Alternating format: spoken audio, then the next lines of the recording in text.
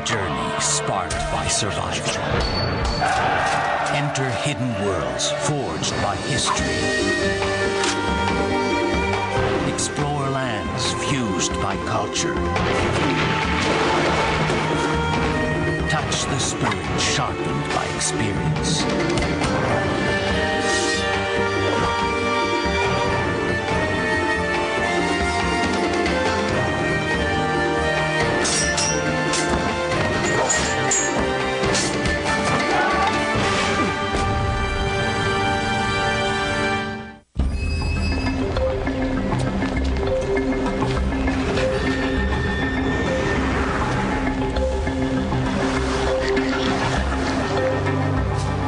Japan. Lightning-paced, ultra-modern, and unnervingly complex, Japan can be a cultural minefield to outsiders, not attuned to its subtle and precise etiquette. A martial artist with over 25 years of experience, Josette Normando has come to Japan to go to the core of Aikido at its birthplace. Created in the early 20th century, Aikido is a strictly defensive, empty-handed martial art. The Aikidoist can never attack because his art contains no attacking moves. Instead, the Aikidoist uses their attacker's strength and momentum against them. The harder they come, the harder they fall.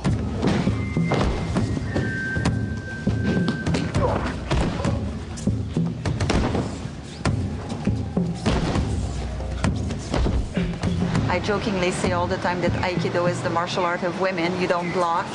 So it's a very nice and elegant way, but very efficient way of practicing a martial art. The true essence of Aikido is not just fighting skills, but Budo, a way of martial life. It is a refined martial spirit that evolved out of the savage warfare of ancient Japan.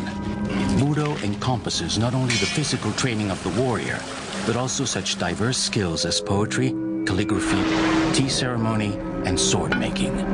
By mastering these more subtle arts, the savage fighter was meant to evolve into a gentleman warrior, known as the samurai. Aikido is Budo. That is what my sensei or master has always taught me. But I never felt I fully understood his meaning. Even with years of Aikido training, being in Japan makes me feel as though I am standing on the threshold of a new world. In addition to honing my fighting skills under Aikido's top masters, I hope to grasp the subtleties of the tea ceremony, calligraphy, and sword making. By combining these goals, I hope to come closer to the true spirit of Aikido. Josette's first destination, Hombu, Aikido's headquarters and most sacred dojo, or training hall. Before she can train under the top senseis, Josette needs to learn more about the intransigent Japanese code of etiquette. This code is taken very seriously. In Aikido, it is said, etiquette begins and ends with every class. As I step onto the tatami, etiquette dictates that I bow to O-sensei, the founder of Aikido.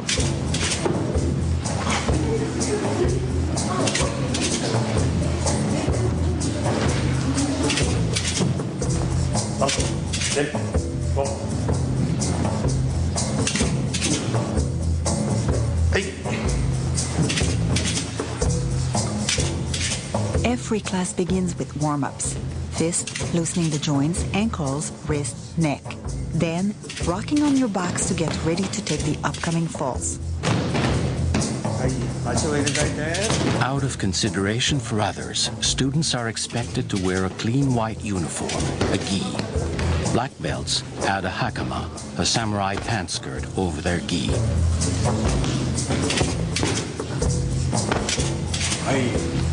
An Aikidoist needs a partner to practice.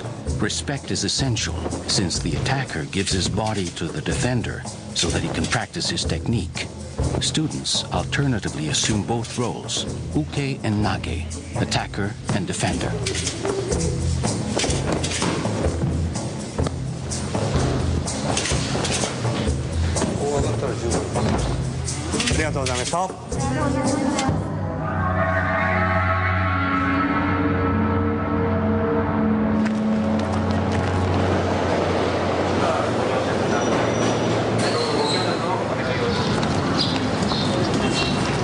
Josette is with Guillermo Crispo, an Argentinian Aikidoist whom she met in Montreal. Guillermo started his martial arts training at the age of 5 and is traveling to dojos all over the world. He will be Josette's training partner here in Japan.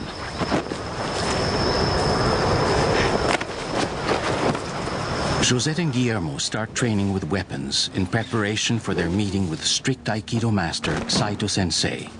They're hoping to be accepted as live-in students, and they want to be ready for the highly disciplined dojo and the sensei's extreme military-style weapons training. O-sensei created Aikido as an empty-handed method of defending against sword attacks. Training with weapons helps the Aikidoist develop a keen sense of timing. Yeah. The boken, a wooden sword, reproduces the weight and shape of the katana, the traditional Japanese sword.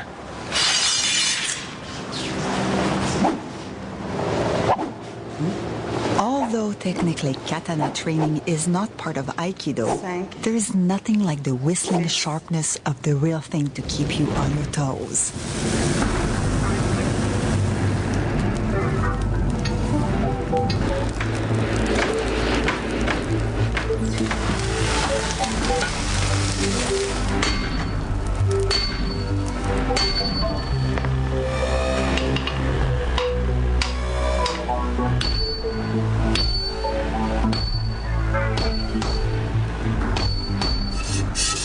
Descended from a family of craftsmen that goes back 10 generations, Yoshindo Yoshihara is one of Japan's last traditional sword makers. In ancient times, the art of sword making was considered Budo.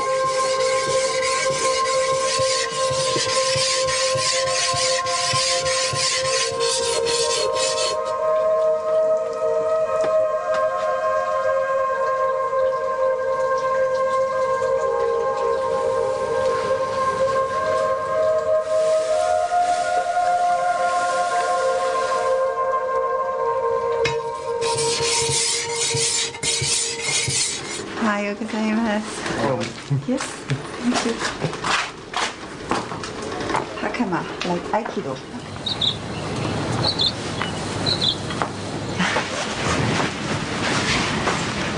Sensei,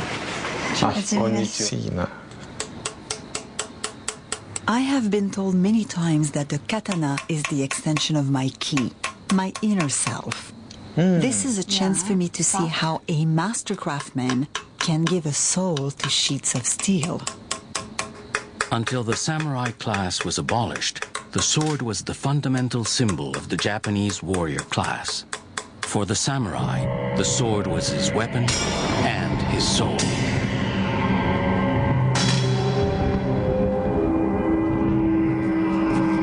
This pageant at Nikko Edomura features the story of the blind swordsman saving enslaved women from their captors. From the 12th to the 19th centuries, the samurai were the exalted professional soldiers in the private armies of Japan's rival warlords, or shoguns. By the end of the 19th century, Japan had been united under the Emperor Meiji, and the samurai class was almost extinct, but the spirit of Budo lived on.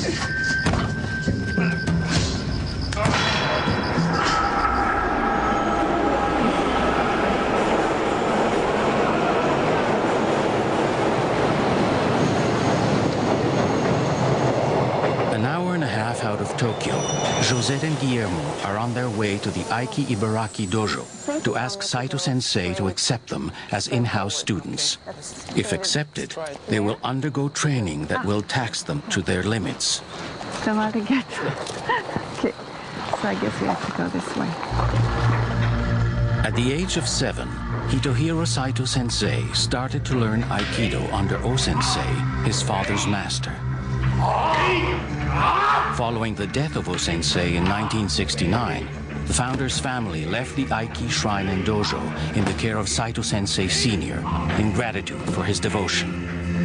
After Saito Sensei Sr. recently passed away, Saito Jr. took over the dojo, where he continues to preserve the founder's spiritual and technical traditions.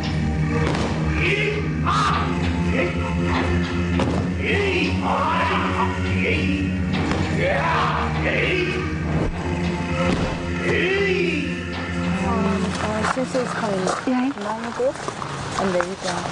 If we are accepted as uchideshi, or live-in students, we'll be in for some serious training. Yes, we have to register. Before we can proceed, the head uchideshi gives us a taste of how things work here. Students must strictly serve and obey the sensei at all times. I took a chance by coming here without a letter of introduction. I should have known better. Now the question is, will we get into this dojo, or is our journey over before it has truly begun?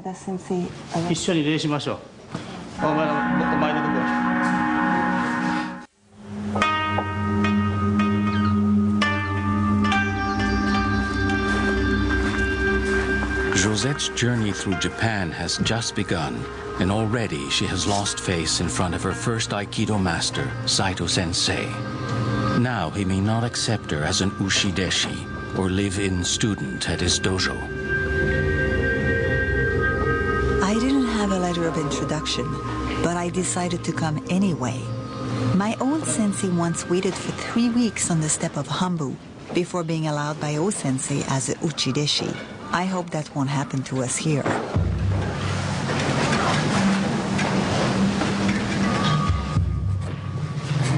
After keeping us waiting for a while without an answer, apparently Saito Sensei has finally made up his mind.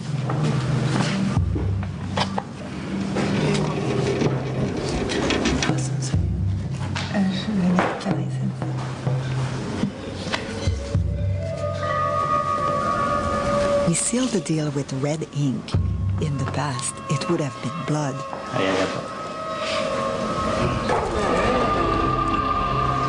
It's her first day, and by 6 a.m., Josette has already done an hour of chores.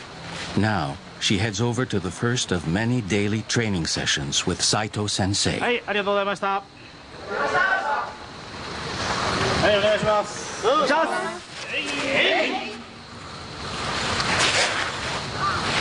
At the Aiki-wiki dojo, the training day begins with boken classes. Training with a boken helps me to see how Aikido's white moves are designed to avoid the thrust and slices of this weapon.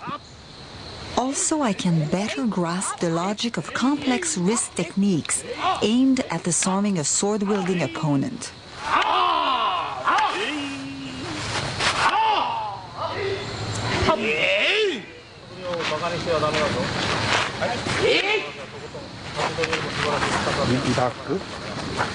In Aikido, you don't block, because against a sword-wielding opponent, you would lose your hand.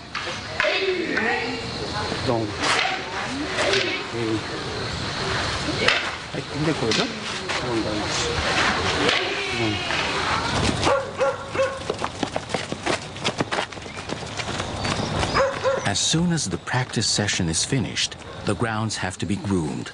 The students pick off dead leaves and rake each stone back into place to keep the front of the shrine arranged like a Zen garden. Here, there is even a precise, formal way to rake.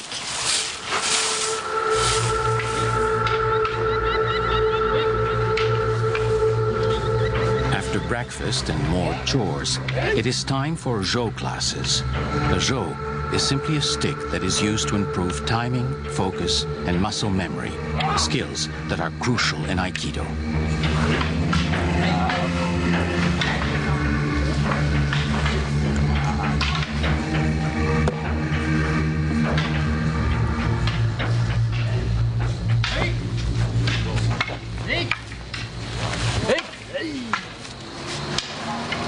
Saito Sensei has no patience for mistakes. In my decades of martial arts training, I've had many demanding senseis, but never one as rigid as him. You're only meant to listen and then obey. 見せます。31がもっと短くなります。ですか？ほら見るだけで。えい！あ！えい！あ！えい！あ！えい！あ！えい！あ！えい！あ！えい！あ！えい！ The head Uchideshi tells Guillermo and I that we have to give a donation or tamaguchi. So minutes before next training, we run to the nearest store to purchase the specific tamaguchi envelopes. It's part of the dojo etiquette. Returning to the dojo, the head Uchideshi tells me I used the wrong kind of calligraphy on the envelopes. Then she suddenly adds that we also need to present Saito-sensei with 2 bottles of sake. Off we go again. Back at the store, we choose 2 elegant-looking bottles that seems to be of fine quality, then we hurry back. But we are wrong again. The head Uchideshi is furious. Apparently the bottles are the wrong size.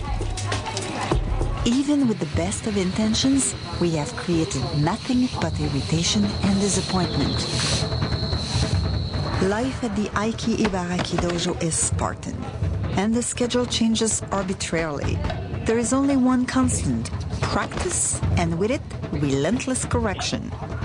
After several grueling classes, where it seems I could do nothing right, I feel really discouraged, and I can only wonder if this frustrating experience is part of the Buddha way of learning.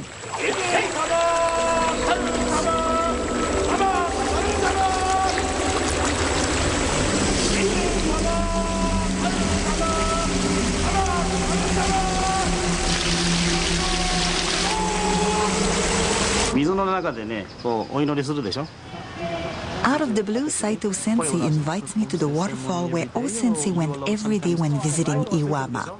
In light of his usual cold and distant behavior, the sensei's offer is quite a surprise.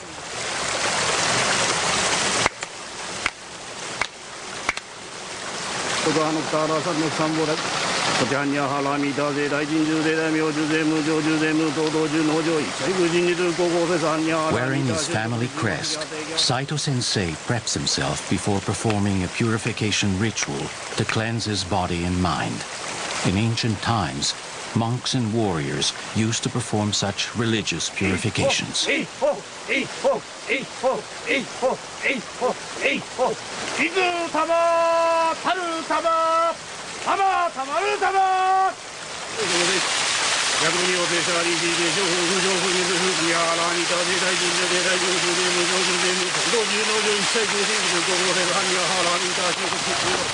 Once Saito-sensei is gone, Guillermo urges me to try the purification ceremony, but the spiritual side of the ritual makes me ill at ease, and I am afraid of making another face-losing mistake.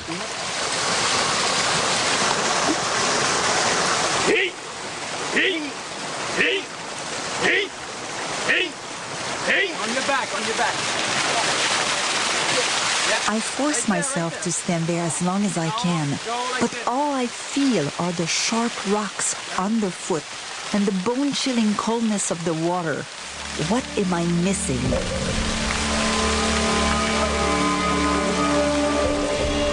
I feel I am farther than ever from grasping the true essence of Buddha.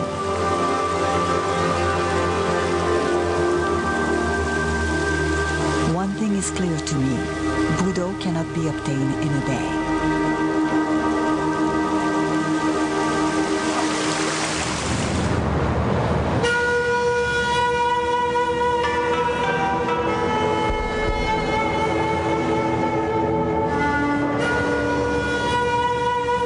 Josette is at the Tokyo Narita airport waiting for the famous New York master Yamada Sensei, who has agreed to introduce her to the leader of the Aikido world.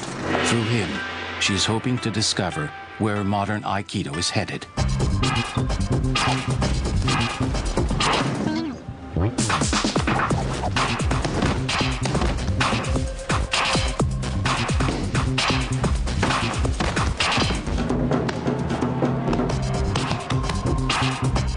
Yoshimitsu Yamada, an 8th degree or Dan black belt in Aikido and chief instructor at the New York Aikikai, was an Ushideshi under O-sensei for more than 10 years.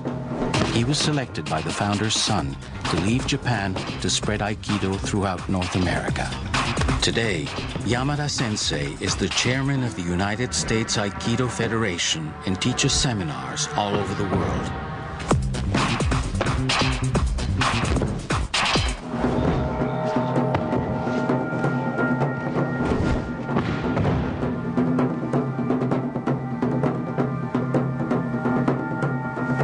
must be arriving here. One plane has already arrived from New York, but there is no sign of Yamada Sensei, and Josette is feeling anxious. Let's make sure it's not out yet. I have been talking to Yamada Sensei for over 2 years about joining me on this journey. If we've missed his arrival, we are in a lot of trouble.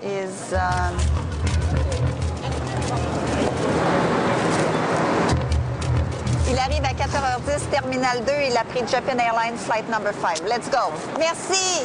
Bye. After a series of phone calls, Josette finally gets a flight confirmation. Yamada Sensei's plane is due to land right away at another terminal.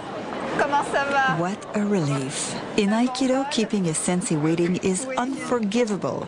After 2 years of preparation, he could have literally just walked away.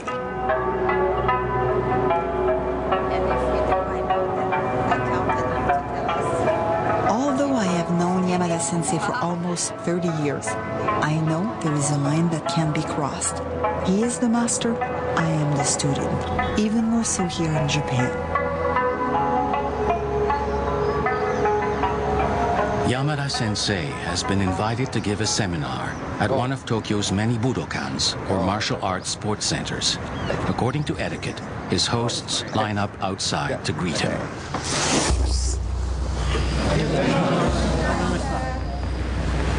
Yamada Sensei typically begins his warm-up sessions with breathing exercises.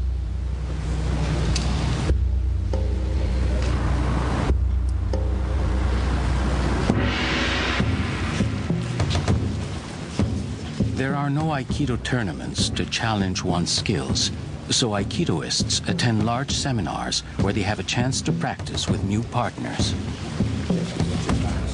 As Yamada Sensei comes over, I feel a little tense. I don't want to disappoint him in front of his host. I tell myself, relax your shoulders, Josette. Don't use your strength, use your ki. どっちかというと簡単っていうのは簡単なんですよね。でも誰かこう掴んでる場合はね、まずここからこう一緒になって導くから僕はこう思います。 Every sensei has his own favorite moves, sequences, and training games. The unpredictable nature of seminars forces students to question and revise their techniques, not to mention improve their physical endurance. The seminars usually last a full weekend. Fun but exhausting.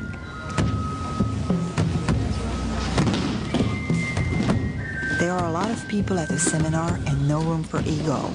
You have to protect your uke by constantly being aware of your surroundings as you throw him to the mat.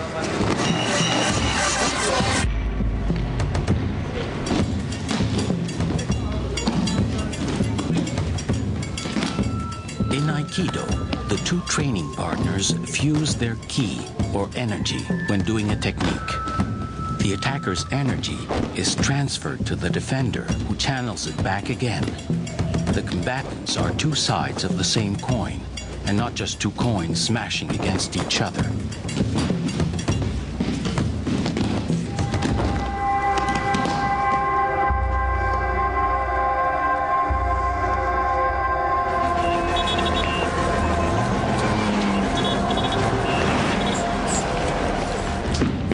Yamada Sensei has arranged a privileged audience for Josette with Doshu, the grandson of Aikido's founder.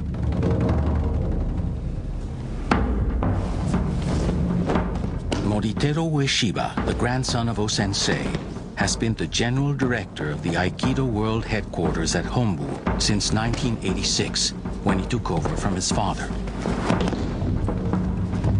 At his father's passing in 1999, he was granted the hereditary title of Doshu, or leader, and became permanent chairman of the International Aikido Federation.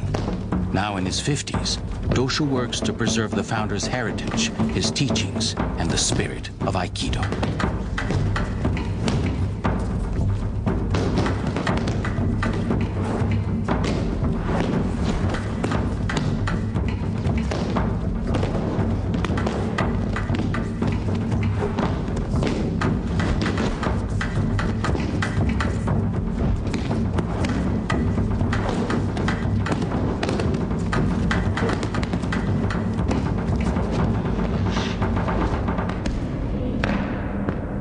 This is the chance of a lifetime.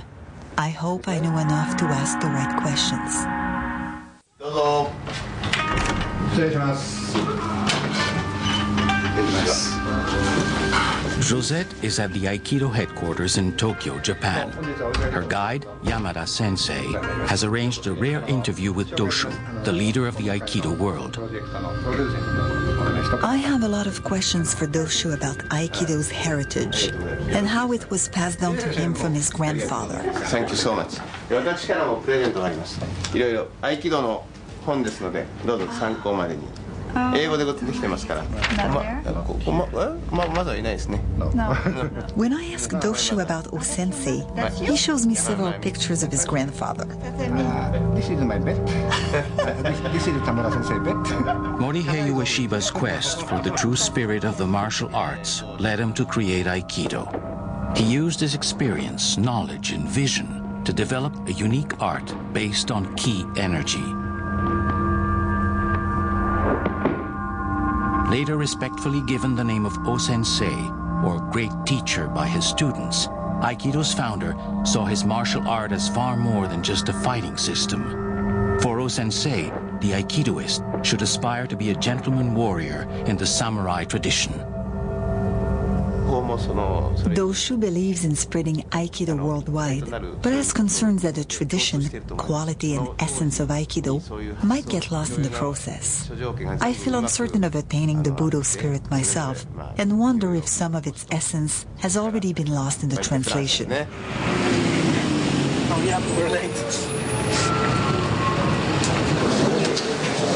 The next morning, Josette and Guillermo take Doshu's early class. They are amazed to see that many of the vigorous Aikidoists present are well into their 80s.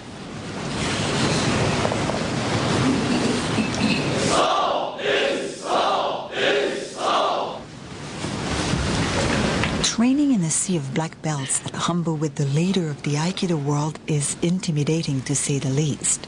The energy on the tatami is high. Okay, relax, take a deep breath, and here we go.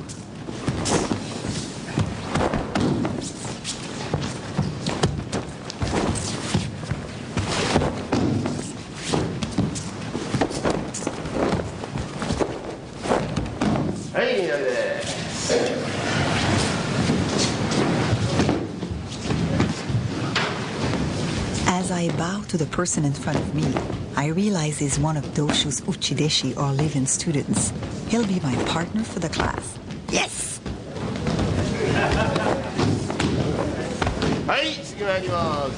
My training partner corrects me through subtle hints. He offers enough resistance to make me work hard, but without fighting me. In other words, he's a great uke.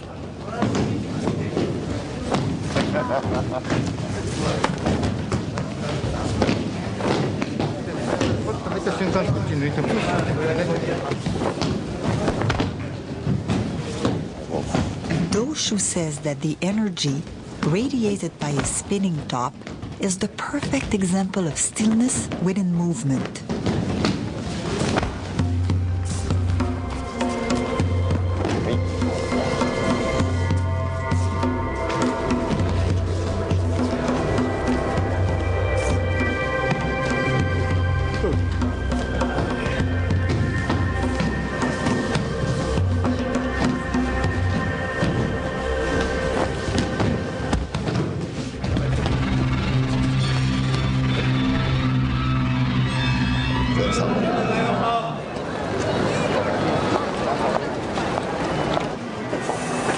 Doshu has granted Josette the honor of accompanying him to a tea ceremony. So Josette is shopping for white socks, one part of the required etiquette. Konnichiwa. Hoshinji Temple, home of renowned tea master Kobori Sensei.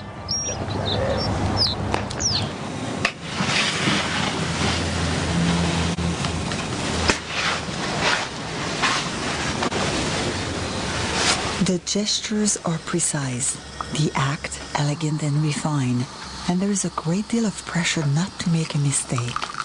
Not only for me, but for both masters as well. This is the first time that Doshu has faced his tea master since becoming head of the Aikido world. their teacher-student relationship no longer stands. In ancient times, the samurai saw the tea ceremony as an important step to attaining Budo. The attention to detail is a part of a way of life that seeks excellence in even the most ordinary tasks.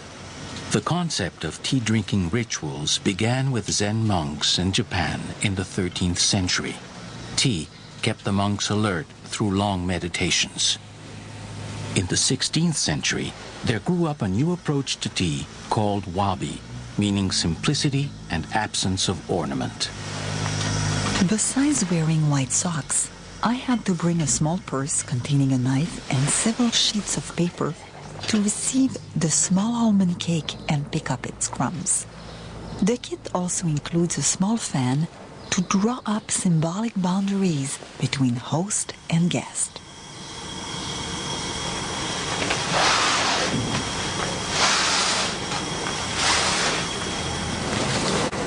The samurai made the tea ceremony a spiritual discipline and an essential part of Budo.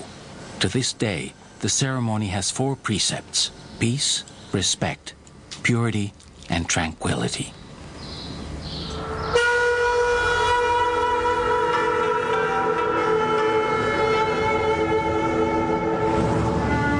Yamada-sensei, Josette, and Guillermo leave Tokyo to pursue their pilgrimage to the Kumano Mountains, considered Japan's Holy Land, an area steeped in sacred meaning for the samurai and for O-sensei. Along the way, they hope to visit one of O-sensei's original disciples, the 10th Dan Hikitsushi sensei, but they had been told he may be too ill to see them. Nevertheless, Josette is hoping that this pilgrimage to Aikido's spiritual roots will bring her closer to the true meaning of Budo. After an 8-hour stretch, Josette, Yamada-sensei, and Guillermo finally reach one of the most visited shrines in Japan, the Grand Shrine of Ise. This is their first stop on the way to the Kumano Mountains.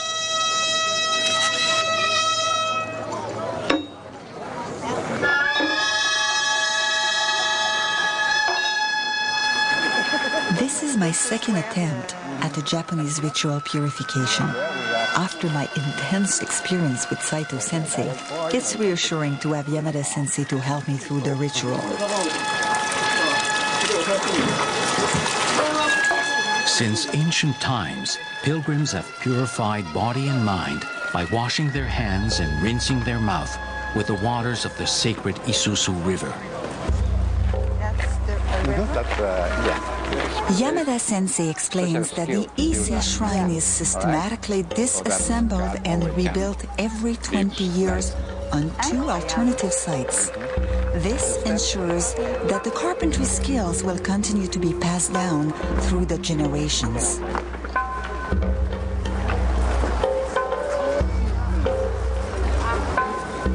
Okay.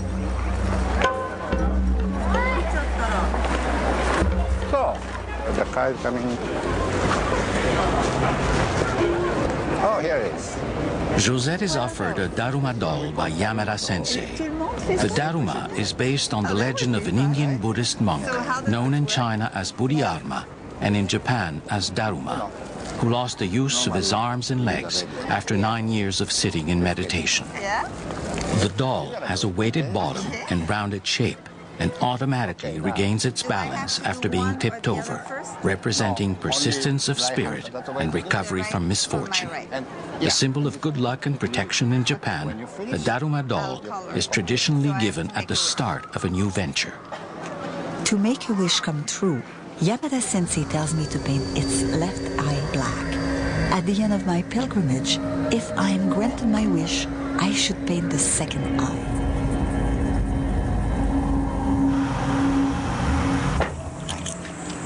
Josette and Yamada Sensei are on their way to Shingu to meet Hikitsushi Sensei, the old master of the Aiki Kumano Dojo, opened in 1952. For summer, maybe one of the, maybe fall kimono. Yeah.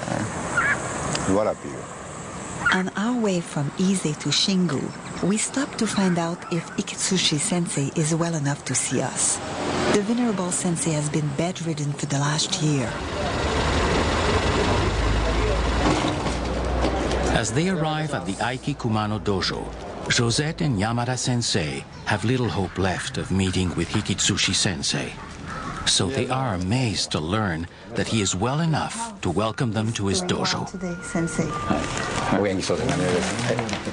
Like back home in Canada, bringing cut flowers when visiting an ill person is considered proper etiquette. I can't believe my luck.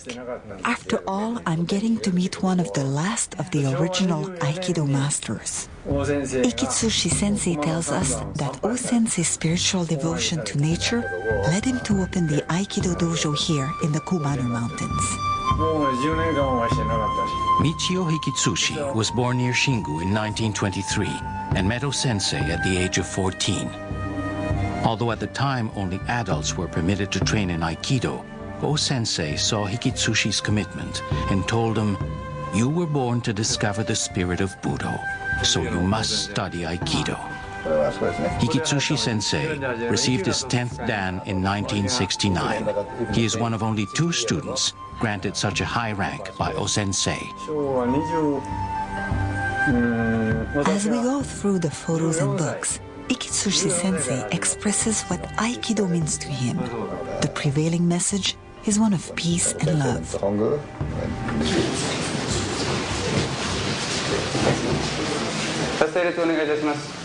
The students are stunned. Hikitsushi sensei has not set foot in the dojo in more than 2 years, and here he is teaching. 初めからここでおっとついてきた時が座れる分試合をしちゃいけない。相手の手元にほらこっちからもうその瞬間始まる。ほらこれ起きてるね。自分だと疲れるからもう相手を見ないように絶対にしなきゃいけない。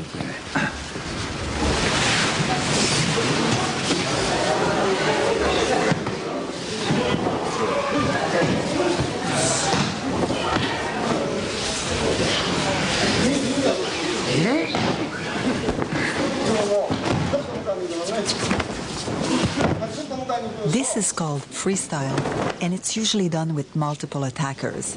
It's like a real combat situation. You have to be fluid, stay focused, and be inventive.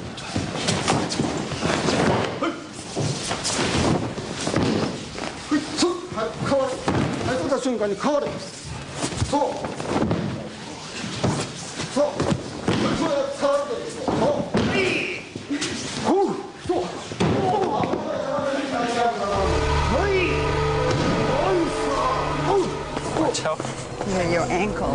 Watch your step. Yeah. Spending time in the Kumano Mountains gives me the opportunity to reflect on why I am here and what am I trying to grasp. I can understand why O-sensei and the samurai came here. The solitude of the mountains allows time and space to reflect on one's life and death.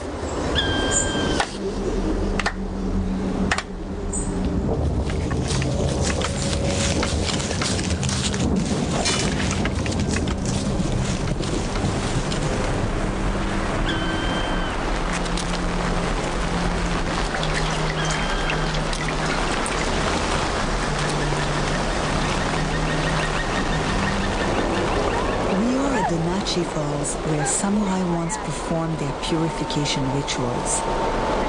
This place has an eerie feel, and the trees seem to float in the mountain mist. I can see why these rituals have long been forbidden here.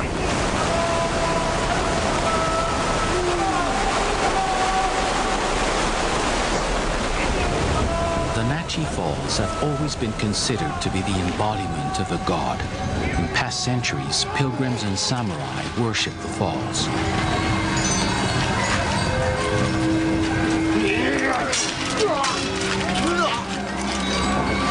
The samurai were feudal warriors who controlled the Japanese government from the 12th to the 19th centuries, according to Bushido, an unwritten code of conduct requiring truth, bravery, loyalty, and honor.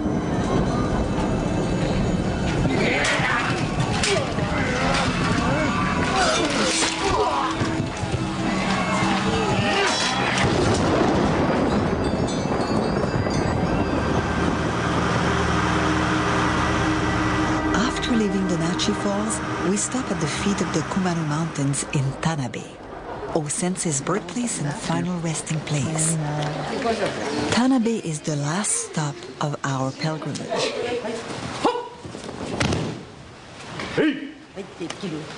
Gomita Sensei asks Yamada Sensei if he would grant her and her students the honor of teaching the class. The sensei agrees gracefully. My time in Japan is almost over. My quest to determine the essence of Budo is still uncertain. Will I get any closer to my goal during the final days of my journey? Josette's pilgrimage in Japan is about to end. She is here on the grounds of the Kozanji Temple with Guillermo and Yamada Sensei to pay respects to a man who truly defined the martial art of Budo, so central to Aikido. O Sensei. As an Aikidoist, I feel like one of the founder's grandchildren. By coming to the temple grounds, we are observing an ancient Japanese tradition, visiting an ancestor tomb, part of the Japanese sense of duty towards the dead. It is a fitting place for O-sensei, a man who believed deeply in peace and harmony.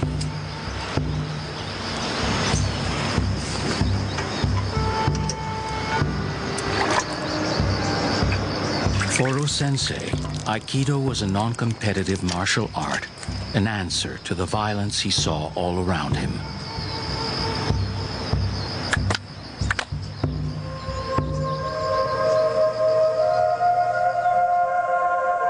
This is a tape of O-sensei. The first time I saw this, I was a young Aikidoist. I never forgot this old man throwing down a series of opponents like it was nothing, hardly even moving. Some 30 years later, the sight still inspires me. The atomic bombing of Hiroshima and Nagasaki had a tremendous impact on Aikido's founder. O-sensei felt that harmony and non-aggression were the only answers to violence. In the martial art he created, there are no attacks and no aggression, making Aikido, in essence, the martial art of love. Living this experience wouldn't have been possible without Yamada Sensei's goodwill. How can I show him my appreciation and respect? I try to think of a meaningful gift, something that will show him the effort I've made to grasp Budo. Calligraphy came to mind. Along with sword making, tea ceremony, and flower arrangement, calligraphy is one of the skills samurai studied to obtain Budo. Despite my complete lack of training, I tried to draw the 3 kanji or Japanese characters that makes the word Aikido as a gift to Yamada Sensei. I thought I was going to have a nice little practice with Guillermo today, but suddenly, Yamada Sensei starts calling the attacks just like during an Aikido exam. This is quite stressful. I tell myself not to think or I'll stop reacting naturally to the attack. Every time he calls an attack, we have to switch techniques and we're not allowed to do the same technique twice. The sensei wants to see that we have mastered the different combination and that our movements are fluid.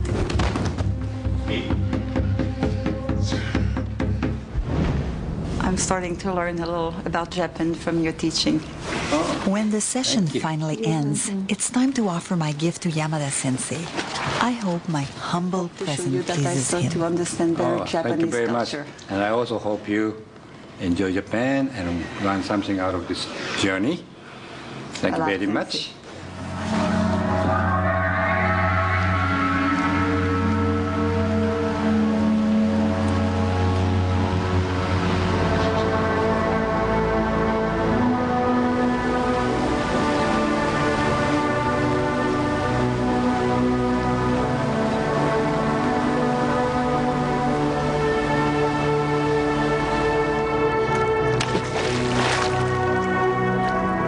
In the aftermath of great destruction and suffering, Aikido was born out of a need for peace and harmony.